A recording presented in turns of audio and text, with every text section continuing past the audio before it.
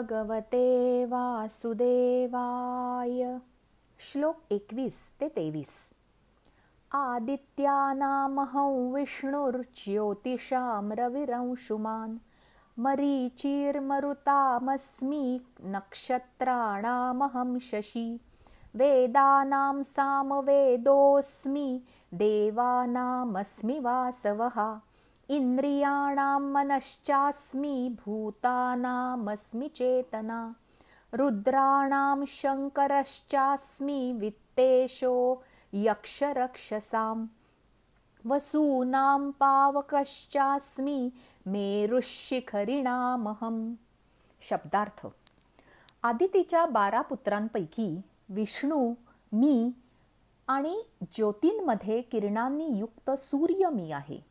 49 वायुदेवतांचे तेज आणि नक्षत्रांचा अधिपती चंद्र मी आहे. वेदात सामवेद मी आहे. देवात इंद्र मी आहे. इंद्रियांमध्ये मन मी आहे आणि भूतांमधील चेतना म्हणजे जीवनशक्ती मी आहे. 11 रुद्रांमध्ये शंकर मी आहे आणि यक्ष व राक्षस यामध्ये धनाचा स्वामी कुबेर मी आहे. मी 8 वसूंमधला अग्नी आहे आणि शिखरे असणाऱ्या पर्वतांमध्ये सुमेरू पर्वत मी आहे. भावार्थ. परमेश्वर देव म्हणजे नक्की काय? माणसाने मूर्ती तयार केली, त्याची पूजा केली, ही झाली सगुण भक्ती, प्रतिकात्मक कृतज्ञता. देव त्या पलीकडे आहे. आपण असंख्य फोटो काढतो. फोटो आपला असतो, पण फोटो म्हणजे आपण नाही. देवाचेही तसेच आहे. आपण आपल्यातला मी जपतो. जेव्हा या मी व्यतिरिक्त इतर गोष्टीतला मी कळतो, तेव्हा ती देवाची पूजा आहे. आपण शिक्षण घेतो, त्या विषयात प्रावीण्य मिळवतो. ते ज्ञान उपयोगात आणले तरच त्याचा फायदा आहे. तीर्थाटन, वाचन, कीर्तन हा अभ्यास झाला. ते ज्ञान आचरणात आणले तर ही देवाची खरी पूजा. आपण वाचतो, देव सर्व चराचरात आहे. प्रत्यक्षात वागताना आपण भांबावतो. भिक्षा आणि भीक, दान आणि मदत यातला फरक कळेल तेव्हा देव कळतो. प्रत्येक गोष्टीतले सार तत्व म्हणजे ईश्वराचे प्रकटीकरण आहे. देव असतोच, तो दिसावा म्हणून प्रयत्न करावे. एखाद्या व्यक्तीचे आपल्यावर खूप प्रेम असते, पण ते वागण्या बोलण्यातून व्यक्त झाले तरच कळते. बँकेत करोडो रुपये असले तरी त्याचा उपभोग घेता आला तर उपयोग. देव सगळीकडे आहे, अनुभवता यायला हवा. देव म्हणजे आपला फायदा. देव म्हणजे ज्यात आपला स्वार्थ आहे. देव असतोच. जेव्हा आपण इतरांचाही स्वार्थ मान्य करतो, स्वीकार करतो, तेव्हा ती भक्ती होते. फायदा असेल तर अर्थ आहे, नाहीतर सगळं व्यर्थ ठरतं.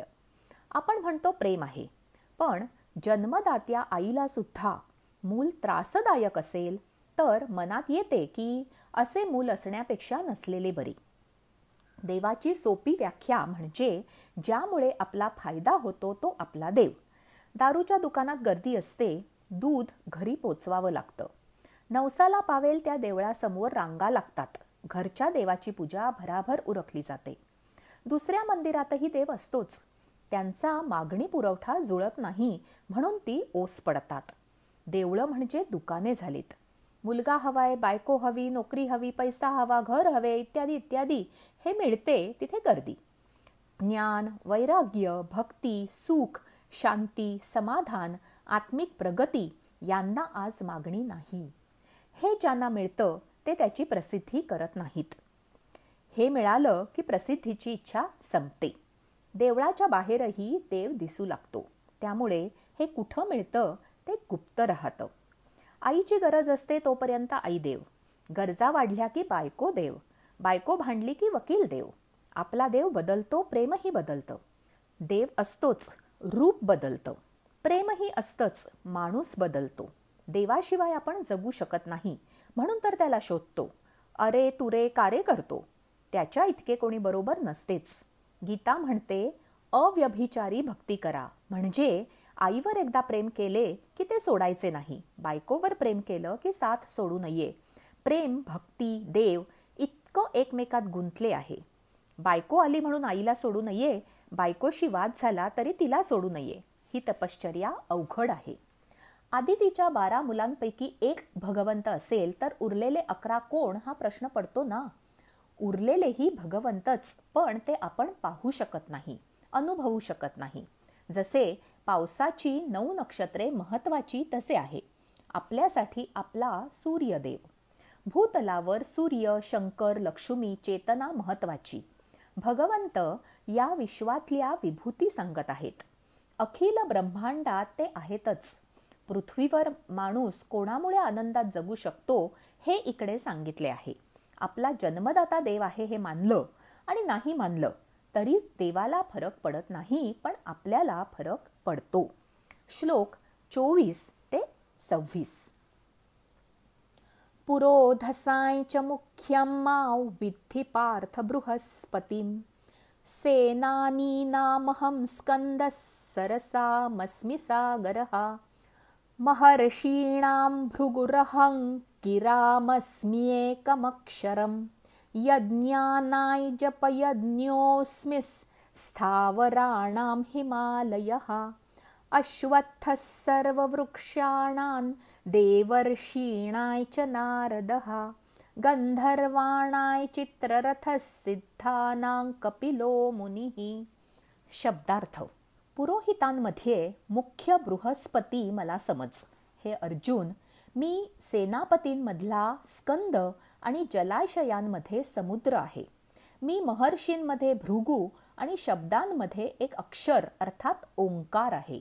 सर्व प्रकारच्या यज्ञांमध्ये जपयज्ञ आणि स्थिर राहणाऱ्यांमध्ये हिमालय पर्वत मी आहे. सर्व वृक्षात पिंपळ आणि देवर्षींमध्ये नारद मुनी, गंधर्वांमध्ये चित्ररथ आणि सिद्धांमध्ये कपिल मुनी मी आहे. भावार्थ. बृहस्पती, स्कंद, भृगु, नारद, कपिल कोण आहेत हे सगळे असा आपल्याला प्रश्न पडतो. अशी कोणी माणसं नव्हतीच या कल्पना आहेत असाही एक मतप्रवाह आहे. या लोकांनी डोंगरा एवढे कार्य केले आहे. त्यांचा फोटो मिळणार नाही, पण मानवाच्या उत्क्रांतीत सिंहाचा वाटा या प्रभूतींचा आहे. वाफेचे इंजिन कालबाह्य झाले तरी जेम्स वॅटचे योगदान आपण नाकारत नाही. आजच्या भाषेत बृहस्पती, स्कंद, भृगु, नारद, कपिल हे समाजसुधारक शास्त्रज्ञ होते. काळाच्या पुढे जाऊन विचार करणारा द्रष्टेपणा त्यांच्याजवळ होता. वैदिक समाजाचे कौतुक यासाठी आहे की नवीन कोणी सांगितले तर त्यावर ते विश्वास ठेवत, त्याला विरोध करत नसत, त्याची पूजा करत मान देत असत. वैदिक काळात हिंदुस्तान सर्व क्षेत्रात अव्वल होता. पृथ्वी गोल आहे, आपण एका सूर्यमालेत राहतो, अशा 12 सूर्यमाला आहेत हे या लोकांनी सांगितले. पण त्यांना कोणी मारून टाकले नाही, विष दिले नाही, अविश्वास दाखवला नाही. एकी हे बळ होते. प्रजा एकदिलाने नांदत होती. तहान, भूक, निद्रा आणि मैथुन या व्यतिरिक्त माणसाची ओळख निर्माण करण्याचे कार्य या ऋषीमुनींनी केले. कच्चे मांस, झाडपाला, फळे, मध खाऊन राहणारा माणूस या लोकांमुळे सुसंस्कृत झाला, विचारी झाला. आपल्याला बुद्धी आहे, त्याचा आपण वापर करू शकतो याची जाणीव या लोकांनी करून दिली. मारामार्या करणारा माणूस नियमाने स्वसंरक्षणासाठी युद्ध करू लागला. विवाह संस्था मानू लागला, विद्याभ्यास करू लागला, गुरुकुल पद्धत सुरू झाली, समाज विकसित झाला. शास्त्र, शस्त्र, वस्त्र, धान्य, धातू यात जी प्रगती झाली, शोध लागले, त्याची सुरुवात या लोकांनी केली. प्रेम आणि आदर या भावनांची ओळख या माणसांनी दिली. वैदिक पुस्तके जरूर वाचा. धर्मातीत समाज कसा होता हे वाचून खूप छान वाटते. ते आपले पूर्वज होते हे वाचून अभिमान वाटतो. समुद्र, ओम, जप, हिमालय, पिंपळ ही वर उल्लेखिलेल्या 5 देव माणसांनी आपल्याला दिलेली पंचसूत्री. आसेतू, हिमाचल ज्ञान त्या काळात होते. यापेक्षा त्यांच्या कार्याचा जास्त काय पुरावा हवा. पिंपळाखाली बसून ओंकाराचा जप करून ज्ञान मिळवता येते आणि तेही कोणत्याही साधनांशिवाय हे त्यांनी शोधले. आपल्यासाठी ते देवच आहेत, वंदनीय आहेत. पिंपळ का? इतर झाडांखाली 24 तास बसू नये. पिंपळ 24 तास प्राणवायू देतो, इतर वृक्ष नाही हे त्यांना कसे कळले असेल? वृक्ष सजीव आहेत हे कसे शोधले असेल? ओम या ध्वनीने छान वाटते हे कधी सापडले असेल?